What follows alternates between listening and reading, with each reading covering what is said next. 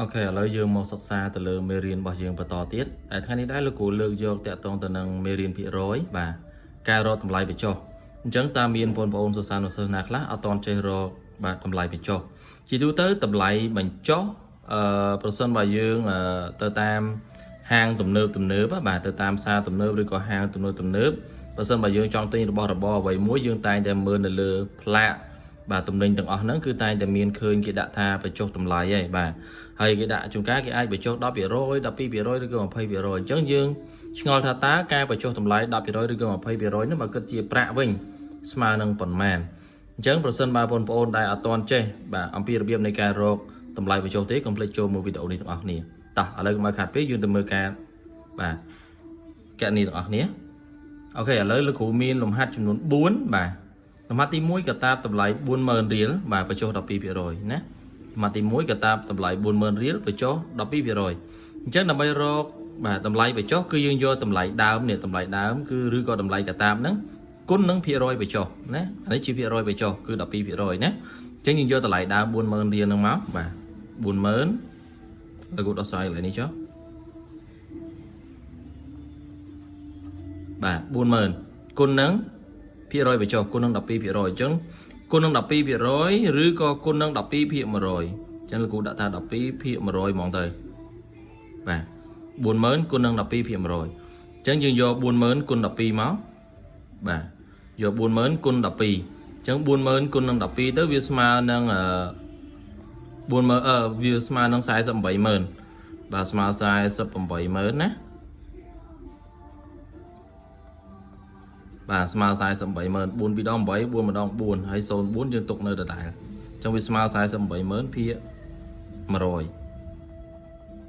ស្មើ48000ភាគ100បន្តមកទៀតយើងយកភាគយកចែកភាគបែងឥឡូវយើងទូទាត់02ដូចគ្នាចោលទៅបាទកាត់02ចោលដូចគ្នាទៅនៅសល់តែ4800ចែក1ទេអញ្ចឹង4800ចែក1ស្មើ4800ណាស្មើ4800អញ្ចឹង4800រៀលអញ្ចឹងតំណែងទី1កតាតម្លៃ 40000 រៀលបញ្ចុះ 12% មានន័យថាម្ចាស់ហាងគឺគេបញ្ចុះតម្លៃឲ្យយើង 4800 រៀលណាតោះបន្តទៀតលំហាត់ទី2បាទអាវតម្លៃ 62000 រៀលបញ្ចុះ 20% អញ្ចឹង 62000 រៀលបញ្ចុះ 20% យើងយកតម្លៃអាវ 62000 គុណនឹងភាគរយបញ្ចុះនេះទៅអញ្ចឹង 62000 បាទគុណនឹងភាគរយបញ្ចុះគឺ 20% អញ្ចឹងលោកគ្រូសេថា 20 ភាគ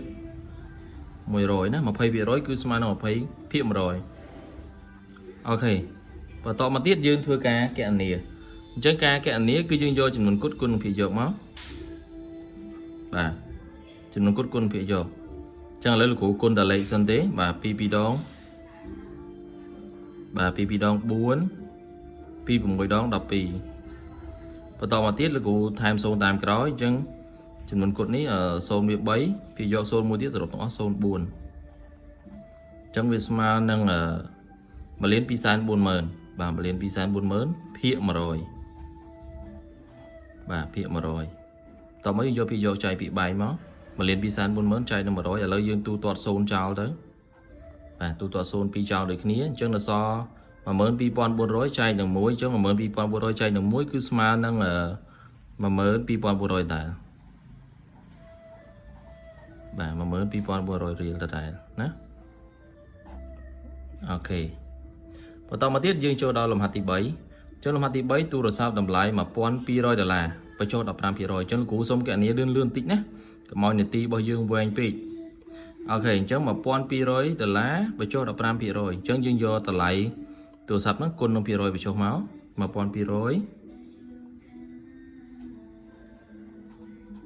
គុណនឹង 15 ភាគ 100អានេះ 15% ហ្នឹងគឺគុណនឹង 15% ណា 15% គឺ 15 ភាគ 100បន្តមកទៀតយើងយក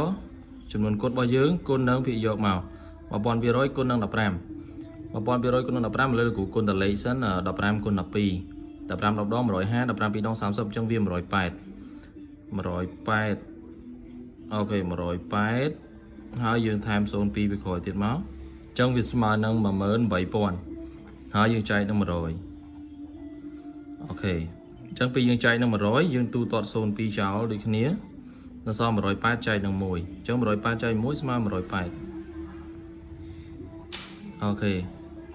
អញ្ចឹងទូរស័ព្ទតម្លៃ$1200បញ្ចុះ 15% មានន័យថាម្ចាស់ហាងបញ្ចុះតម្លៃ$180ឲ្យយើងណា